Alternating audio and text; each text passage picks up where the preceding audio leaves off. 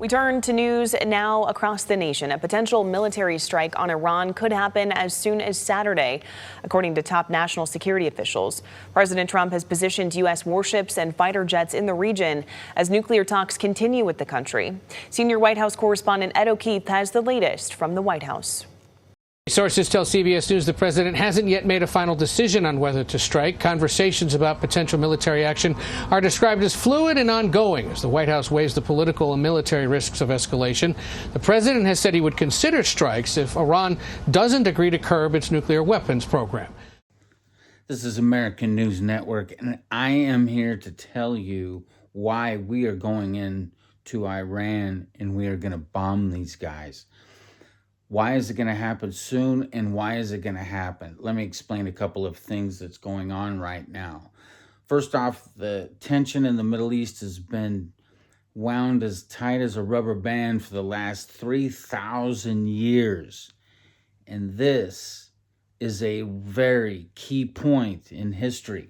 Now, I don't want to get too dramatic about this particular situation, but this is probably one of the most important scenarios that ever happened in mankind's history. So we are living through this tremendously interesting period of time. I would like to reference a couple of things here. American News Network delivers military updates as well as stories that Americans should be interested in. Some of the top stories happen to be us going into Iran and taking care of business.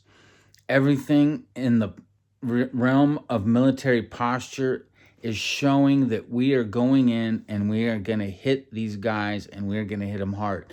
Now, there's a good question. What is Iran going to do? Because they're going to retaliate in other areas. They'd have to. They'd have to show a posture of retaliation to somehow create the effect that they have any type of girth in the American, at least not in the American eye, but in the world's eye. So more importantly is the segment that we're highlighting right now that I'm most interested in are the political developments that are happening in the Middle East, with us sending that armada into the Strait of Hormuz as well as the Mediterranean. This is a critical question, is this war? And the answer is yes, and it is coming soon. I am putting this right now on the line.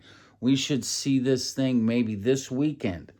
This news segment is going to be very interesting. So, in terms of the protests and their repercussions, folks are going to pay a high price. There's no question about it. This type of revolution is going to come with much bloodshed, unfortunately. But if they can hold out, if there's enough people standing when that regime collapses, because that's actually what I think the Americans are truly after, is a regime change. And the analysts from the American News Network of potential consequences from the nuclear tensions are also at hand. So there's a lot to be considered here. But I think that the Pentagon, along with Pete Hegseth, along with Donald Trump, J.D. Vance, that great Secretary of State that had this fantastic speech this last week in Munich, Marco Rubio, I think we're going to see some amazing action taking place.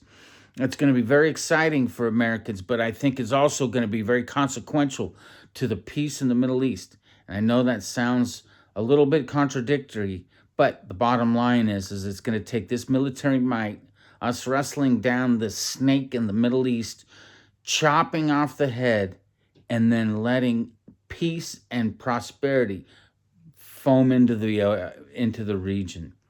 Let's see what happens. I'm anxious to see how this turns out, frankly. Time will tell. The Pentagon is moving some personnel temporarily out of the Middle East region over the next 3 days. They're headed primarily to Europe or back here to the U.S. ahead of any potential action or counterattacks by Iran. There are usually at least 30,000 to 40,000 U.S. troops in the region. There are at least 11 warships right now, including the USS Abraham Lincoln aircraft carrier in the region. A second carrier group led by the USS Gerald Ford, plus 3 other ships is en route.